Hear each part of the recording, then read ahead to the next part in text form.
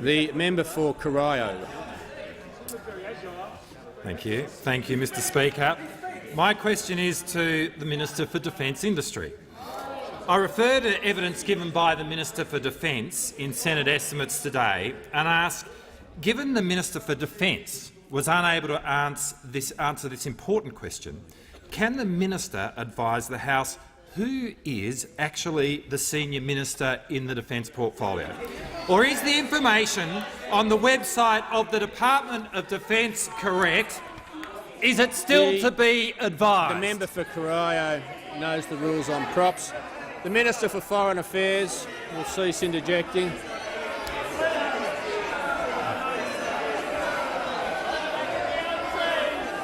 The Minister will just pause for a second.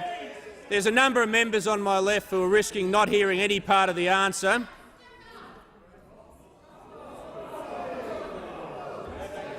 The member for Paterson can leave under 94A. It's completely disorderly. The member for Paterson risks being named if she doesn't leave straight away. She will not interject after she's been asked to leave. The Minister for Defence Industry. Thank you very much, Mr Speaker, and I'm absolutely shocked, as I'm sure many other members of this House are, that the member for Corio would have been given a question at all to ask in the House of Representatives to lead with his rather large glass chin on this occasion, Mr Speaker, because this is the Shadow Minister for Defence who advised, when he was carried away on the clam bake in Honolulu, Mr Speaker, advised that the policy should be of the Australian government that we sail our Navy within 12 nautical miles of disputed territory in the South China Sea. He fell for the old pea and thimble trick, Mr Speaker. He was with an experienced journalist, Paul Kelly, and he would have sat down and thought, I want to get myself on the front page of The Australian. I want to get myself on the front page. Paul would have said, you've got to say something important, though. We can't just put you on the front page because you're a nice guy, Richard. So he did. So he said something utterly extraordinary, that we should, rather than calm tensions in the South China Sea— The Minister will resume his seat. Members on my right. The member for Corio on a point of order. Well, the obvious point of order is relevance, Mr Speaker. Who is the boss? The Minister will resume his seat. The Minister of Opposition, the Leader of the House will just pause for a second. The member for Gorton's already been warned. Members on my left and right, I just say to the member for Corio, you can't ask a question with the number of elements you did and then try to narrow it after it's been asked, I have to say. The Minister is in order. Well, Mr Speaker, that was his angry face. So we've now seen his angry face.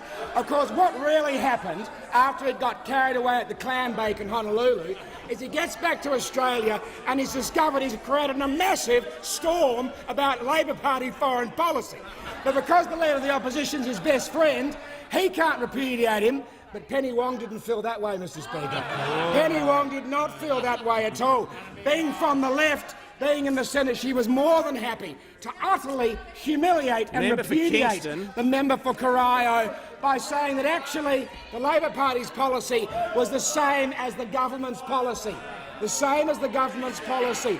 The poor old Leader of the Opposition, the hapless Leader of the Opposition, doesn't even know what representative democracy is, Mr Speaker, because he thought the Navy decided. The Navy decided whether they would sail their ships within 12 nautical miles of disputed territory, when obviously it's a civilian decision made by a democratically elected government whether we change our policy. I can't take another point of order on relevance. Whether we change our policy, Mr. There's only one that can be taken during an answer. South China Sea. So turning to the question, Mr Speaker. It is absolutely extraordinary, Mr Speaker, on a serious note, that right now in Australia our Defence Force is serving in combat in Syria and in Iraq. Members on my left. We have troops in the Middle East, in Afghanistan, taking part in serious operations, members of the Air Force, members of our command, who are putting their lives at risk. And the only question the only question that the Shadow Minister for Defence can think of to ask me, the first question ever he can think of to ask me, The Minister's is such time a has trivial expired. matter as it